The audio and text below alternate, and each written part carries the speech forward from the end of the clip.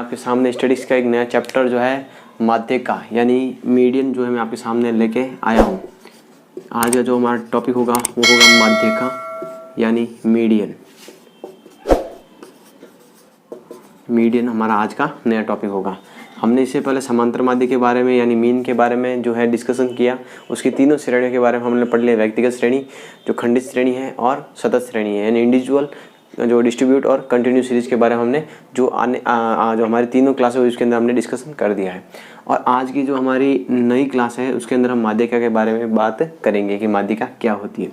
देखो, मैंने आपको स्टार्टिंग के अंदर जब मैंने आपको चार्ट बनाया था केंद्रीय प्रवृत्ति के माप को मैंने दो भागों में बांटा था, एक तो गणितीय माध्य और एक स्थिति माध्य। गणितीय माध्य के अंदर हमने पहला जो समांतर माध्य उसके बारे में हमने कंप्लीट चर्चा कर चुके हैं। और आपके सेकंड जो है स्थिति माध्य उसके अंदर जो फर्स्ट है तुम्हारा गणित जो माध्यिका है, ठीक है, ये जो फर्स्ट टॉपिक है तुम्हारा माध्यिका, आज मैं वो पढ़ाऊंगा। माध्यिका के बाद में तुम्हें बहुलक पढ़ाऊंगा। बहुलक के बाद तुम्हें जो है गुणोत्तर माध्य और हरात्मक माध्य के बारे में बात करेंगे।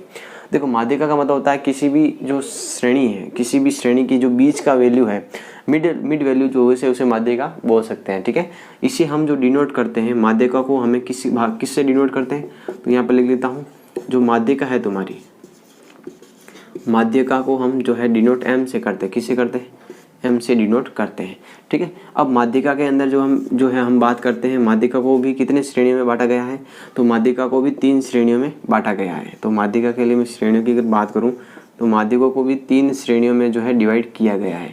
ठीक है, इसके 3 श्रेणियों से हम क्या करते हैं, क्वेश्चन की गणना करते हैं। पहला है तुम्हारा वही इंडिविजुअल सीरीज यानी व्यक्तिगत श्रेणी। ठीक है, ये तुम्हारी व्यक्तिगत श्रेणी हो जाएगी पहले। और जो सेकंड नंबर है तुम्हारी वो हो जाएगी खंडित यानी डिस्ट्रीब्यूट सीरीज, खंडित श्रेणी। ठीक है, और तीसरा जो है तुम्हारा सतत श्रेणी यानी कंटिन्यूस सीरीज, सतत श्रेणी यानी कंटिन्यूस सीरीज। अब देखो, तीनों श्रेणियों के लिए फॉर्मूले में आपको बात करूं तो यहाँ पर m निकालने का जो फॉर्मूला होगा वो होगा m बराबर n+1 डिवाइड बाई 2। ये तुम्हारा फॉर्मूला हो जाएगा। फॉर्मूले याद रखना, ध्यान रखना। व्यक्तिगत श्रेणी यानी इंडिविजुअल सीरीज के अंदर माध्यिका निकालने का फॉर्मूला क्या होगा, m बराबर n+1 डिवाइड बाई 2। और खंडित श्रेणी का भी फॉर्मूला आपका सेम रहेगा, n+1 डिवाइड बाई 2। ये तुम्हारा फॉर्मूला रहेगा, यानी ये वाला फॉर्मूला और ये वाला फॉर्मूला तुम्हारा दोनों सेम रहेगा। ठीक है, और मैं आपको बात करूं इसमें मेजर डिफरेंस की, तो यहाँ पर x दे रखा होगा और यहाँ पर x दे रखा होगा और f भी दे रखा होगा। ठीक है, अब यहाँ देखो, सतत श्रेणी का मतलब होता है कंटिन्यू सीरीज, 0 से 10, 10 से 20, 20 से 30 ये आपको चलती रहती है। मैंने आपको बता दिया, एक पूरे लेक्चर में आपको मैंने पूरे एकदम विस्तार से बताया है। सतत श्रेणी का जो फॉर्मूला होगा वो होगा m बराबर n डिवाइड बाई 2, यानी इसके अंदर जो +1 है वो आपका हट जाएगा। इसके अंदर एडिशनल फॉर्मूला यानी इसके अतिरिक्त एक और फॉर्मूला लगेगा m का, वो लगेगा तुम्हारा, ये ध्यान से देखना, L1 + I/f m-c। ये फॉर्मूला मैं आपको याद करवाऊंगा। ये एक ट्रिक है, इस ट्रिक के माध्यम से मैं आपको फॉर्मूला याद करवाऊंगा। पहले आप इसको समझो। देखो, ये जो फॉर्मूला है ये आपकी ट्रिक पर बेस आधारित है, जो मैं आपको हर बार बताऊंगा। आपको हर क्वेश्चन के अंदर इसकी जो है इंपॉर्टेंस बहुत ज़्यादा है।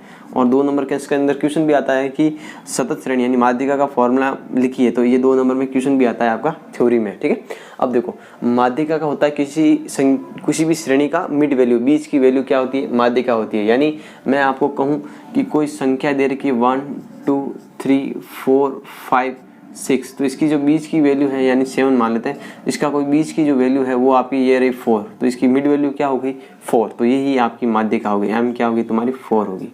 ठीक है, तो ऐसे क्वेश्चन हम करते रहेंगे। जब हमें आपको क्वेश्चन आपके सामने आए तो आप करते रहेंगे, है ना।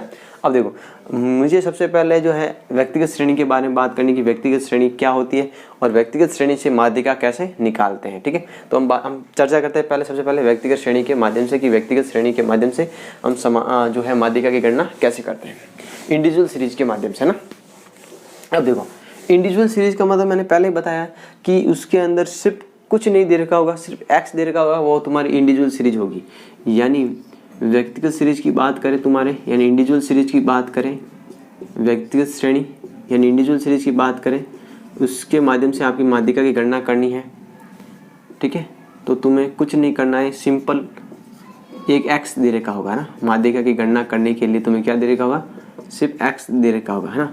अब देखो, यहाँ पर तुम्हें x दे रखा है, जैसे कि 2 4 6 8, 10 और 12 और 14 ये तुम्हें दे रखा है, ठीक है। अब मैंने क्या कहा कि तुम्हें जब इंडिविजुअल सीरीज दे रखी हो तब तुम्हें m निकालने का यानी माध्यिका निकालने का फॉर्मूला क्या होगा, n+1 divide by 2, n+1 divide by 2 यानी ये देखो अब मैंने क्या कहा, जब x हो तब काउंटिंग करेंगे, योग नहीं करेंगे। ध्यान से सुनना, दोनों बहुत फर्क है। व्यक्तिगत श्रेणी और खंडित श्रेणी में ध्यान रखना, व्यक्तिगत श्रेणी के अंदर क्या होगा, आपको x दे रखा होगा, ओनली x दे रखा होगा। क्या दे रखा होगा, x दे रखा होगा। इसमें क्या करोगे तुम, काउंट करोगे। क्या करोगे, काउंट, यानी जो उसको 1 2 3 4 ऐसे काउंट करोगे, ठीक है। तो मैं ये लिख देता हूँ काउंट, यहाँ पर तुम क्या करोगे, काउंट करोगे, ठीक है। और जब तुम्हें खंडित श्रेणी दे रखी हो, खंडित श्रेणी तुम्हें दे रखी हो, ठीक है, खंडित श्रेणी में क्या दे रखा होगा तुम्हें, x और f दोनों दे रखा होगा, x भी दे रखा होगा और f भी दे रखा होगा। तो इसके अंदर क्या होगा, f की योग, f की जो है टोटल है ना, f की योग यानी f का पूरा जो है टोटल लेना पड़ेगा आपको, ठीक है। ये ध्यान रखना, इस दोनों अंदर के जो आपका जो डिफरेंस है ये ध्यान रखना। ये तुम्हारा नोट्स डाल दो, ऐसे नोट लिख के डाल दो, नोट फर्स्ट और नोट सेकंड। व्यक्तिगत श्रेणी के अंदर जब x दे रखा हो तुम क्या करोगे, काउंट करोगे, यानी 1 2 3 4 5 6 7 ऐसे। और खंडित श्रेणी के अंदर जब x और f दोनों दे रखा हो तो तुम्हें f की क्या करनी है, योग करना है, यानी f की टोटल करनी है ना, ध्यान रखना, एडिशन करना है, सबको जोड़ना है। अब ध्यान रखना, ये तुम्हें बताया मैंने हिंट के लिए कि तुम्हें समझ में आए। अब देखो अब फॉर्मूले में मान रखना है। अब देखो n कितना, n का मतलब मैंने बताया था पदों की संख्या, नंबर ऑफ आइटम, है ना, पदों की संख्या, पदों की संख्या। अब देखो n का मतलब पदों की संख्या 1 2 3 4 5 6 7 कितनी है, 7 प्लस 1 डिवाइड बाई 2। ये 1 तो जो फॉर्मूले में वो रखेंगे, n कितना है, पदों की संख्या कितनी, 1 2 3 4 5 6 7, यानी n बराबर कितना आया तुम्हारा, 7 आ गया। अब देखो m क्या है, फॉर्मूला क्या बन गया तुम्हारा व्यक्तिगत श्रेणी का, n+1 डिवाइड बाई 2। तो 7 + 1 यानी 8 डिवाइड बाई 2, यानी 8 में किसका भाग देना है, 2 का, तो कितना आया, 4।